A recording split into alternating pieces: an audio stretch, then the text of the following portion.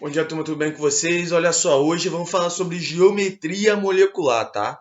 Geometria molecular, o nome já diz. A gente vai ver a geometria das moléculas quando eles fazem ligações químicas.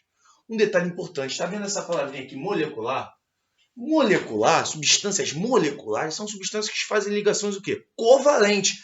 Então, essas geometrias que a gente vai ver aqui é só para compostos que fazem ligação covalente, tá? Então, ó, só covalente, tá? A gente não vai falar sobre substâncias iônicas aqui não, tá? Muito bem. Se você não lembra o que é substância covalente, aí temos um problema. Aí volta lá atrás no capítulo, tá? No capítulo anterior. Muito bem. A gente vai listar as geometrias de cada caso em relação ao número de átomos que tem na molécula, tá? Então a gente vai começar do mais normalzinho, do primeirão, que é quando eu tiver 2 átomos, tá? Depois a gente vai de 3 átomos e em diante. Aí eu tipo decorebinha mesmo, tá? Mas olha só, quero que vocês entendam, para isso tem que saber ligação química, tá? Primeiramente, 2 átomos. A geometria sempre vai ser linear, tá? Então sempre vai ser linear. Vamos dar exemplos simples disso aqui, tá bom? Primeiro exemplo, HCl.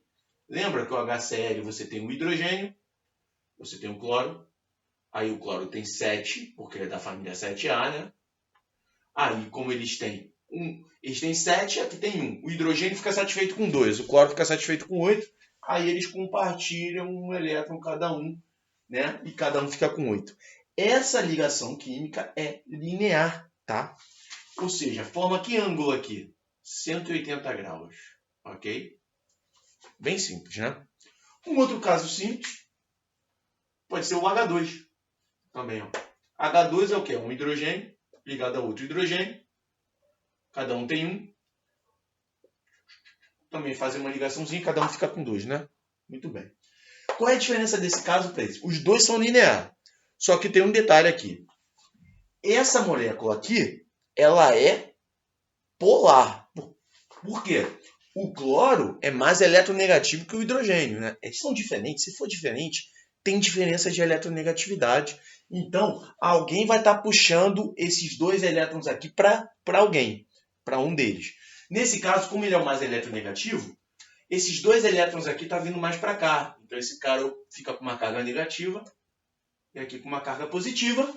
Ou seja, tem formação de polos, então aqui é polar, tá bom?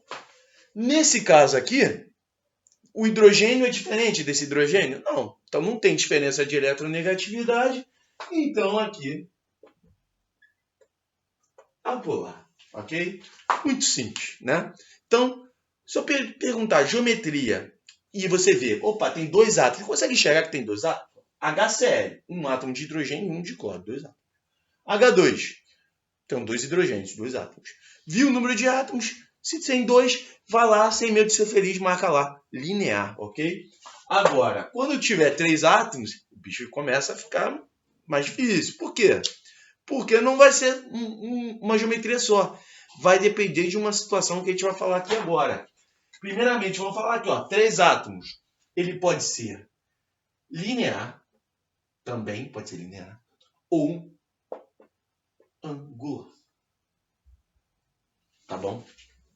Então sempre vai ser isso, linear ou angular, tá?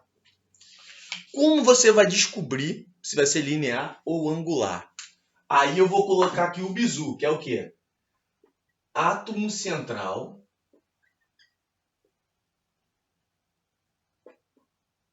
com par de elétrons sobrando.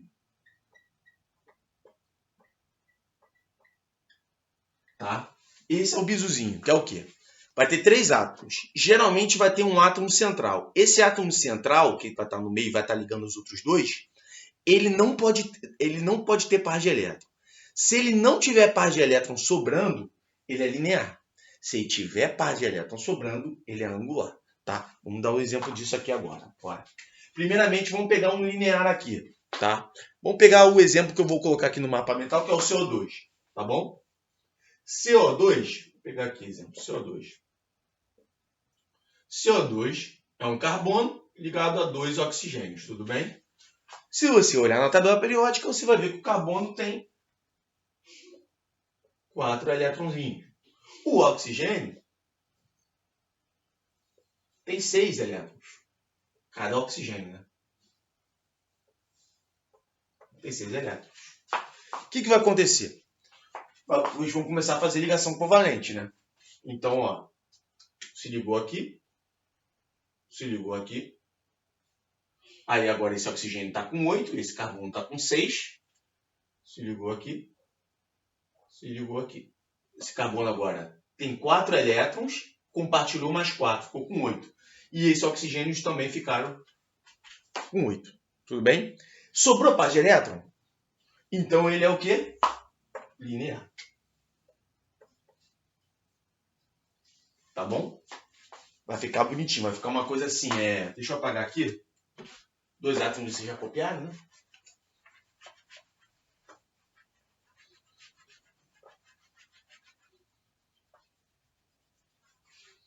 Muito bem, aqui ó. O CO2 então vai ficar uma coisa assim, C, traço O, e não tem par de elétron sobrando, então isso aqui forma um ângulo de 180 graus aqui, bonitinho. Tá bom? É como se fosse uma coisa assim, ó. Tem uma reta aqui, um ponto aqui, um ponto aqui, um ponto aqui, 180 graus. Tá bom? Então é linear. Precisa decorar os ângulos? Eu não vou cobrar ângulo, tá, gente? É só pra gente chegar. Muito bem. Então aí tive um caso de linear. Sempre quando for linear, geralmente é uma substância apolar, tá? É uma molécula apolar. Geralmente. Tem uma exceçãozinha, que depois a gente fala sobre isso. Muito bem. Vamos para dar um caso de angular, um exemplo de angular. Vamos pegar o exemplo da água. A água é um oxigênio ligado a 2 hidrogênios, né? H2O. Tá vendo que tem 3 átomos? HH aqui, oxigênio, oxigênio, oxigênio, oxigênio, oxigênio. 6 elétrons aqui, né? Muito bem, o que vai acontecer? Fez um compartilhamento, fez um outro compartilhamento. Mas o que aconteceu? Sobrou 2 parezinhos de elétron. A gente também chama isso de nuvens eletrônicas, tá? Par de elétron também chama nuvem eletrônica. O que vai acontecer? Eu sou o oxigênio, eu estou ligado a 2 hidrogênios aqui, estou ligado a 2 hidrogênios. Só que tem 2 pares de elétrons sobrando, que vai fazer o quê? Como se fosse um peso extra. Aí não vai ser mais linear, ele vai ficar o quê? Angular, vai ficar uma coisa...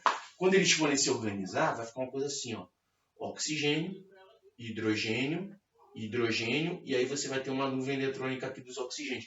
Ou seja, os pares de elétron fazem com que a ligação aqui não fique linear, fique angular. Vai ficar um ângulozinho aqui, entendeu?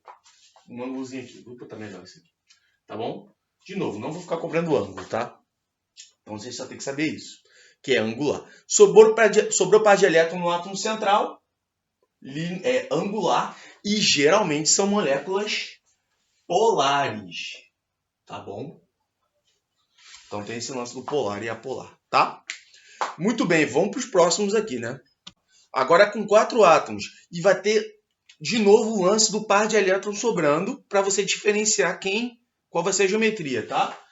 Trigonal plana são geralmente moléculas apolares, tá? Piramidal são geralmente polares. Quando for piramidal, é porque o átomo central tem um par de elétrons sobrando. Vamos mostrar aqui, dar 2 exemplos aqui, né? Deixa eu ver os exemplos que eu usei aqui. Tá, eu usei o SO3 e o NH3. Tá bom, vamos usar esses aqui. SO3, vamos lá. SO3 é um enxofre ligado a 3 oxigênios aqui, não é? O enxofre tem 6 elétrons e o oxigênio também. Todo mundo é da família 6A, não é? 6 elétrons, 6 elétrons. 6 elétrons.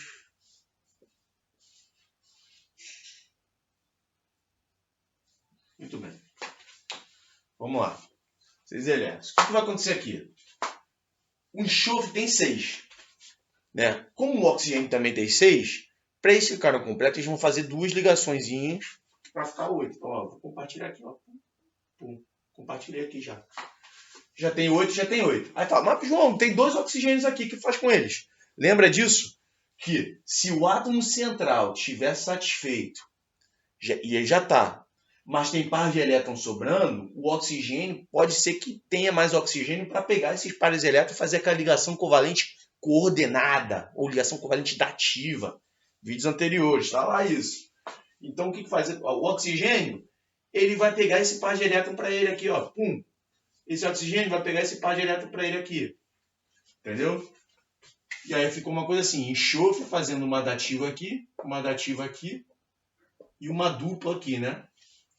E se você enxergar, dá para ver se vocês enxergam, o enxofre aqui não tem par de elétron sobrando mais, né? Não tem. Antes tinha. Sem oxigênio aqui tinha. Agora não tem. Se não tem par de elétron sobrando, é uma molécula apolar e ela vai ser trigonal plana. Então, no caso aqui da trigonal plana, SO3 aqui, nesse caso aqui. Tá bom? Vai ser trigonal plana, tá? Então, já dei o primeiro exemplo. Vamos dar o segundo exemplo aqui da amônia.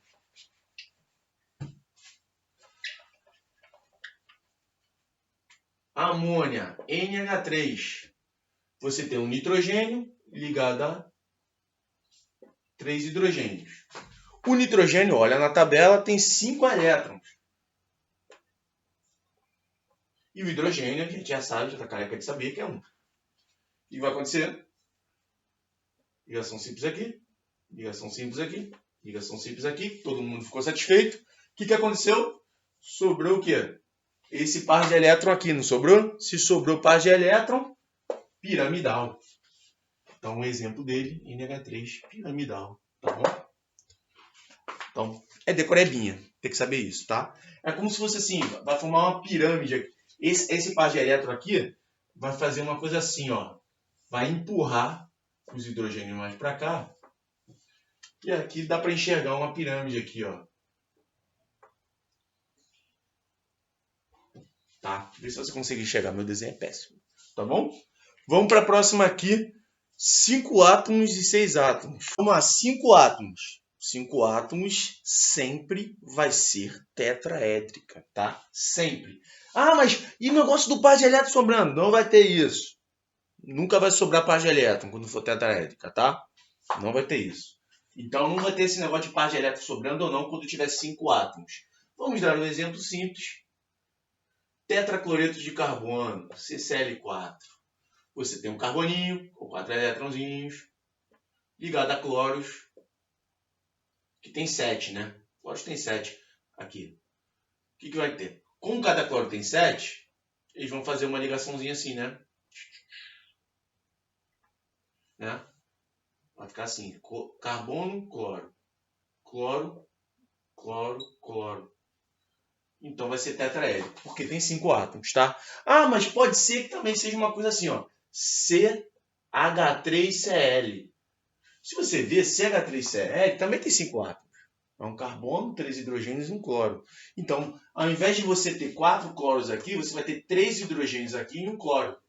Vai continuar sendo tetraédrico, tá? Então, não vai importar polaridade aí, tá? Viu 5 átomos na molécula? Cara, sem medo de ser feliz, tetraédrico na geometria, tá? Agora, 6 átomos tem uma diferença do par de elétron. Só um detalhe antes de eu falar dos 6 átomos. Geralmente, eu vou cobrar até os 5 átomos. Até os 5 átomos você tem que saber. 6 átomos é mais para concurso, tá? Para concurso é bom saber o dos 6 átomos, que é o quê? Bipirâmide trigonal ou pirâmide de base quadrada, tá? Bipirâmide, lembra que quando era 3 átomos, quando era 4 átomos, trigonal plana era quando não tinha par de elétrons sobrando. Então pensa nisso. Bipirâmide trigonal. Trigonal é que não tem par de elétrons sobrando. Então é o caso do PCl5, que é um fósforo que tem 5 elétrons. E ele está ligado a 5 cloros. Né? E aí cada cloro vai fazer uma ligaçãozinha assim, ó. Isso aqui é para ser um cloro, né? Pera aí, aqui, ó. Pum. Pum. Né? Você vê que no fósforo aqui não sobrou par de elétron no fósforo, né? Então é bipirâmide trigonal. O caso do pirâmide de base quadrada é quando tiver o quê?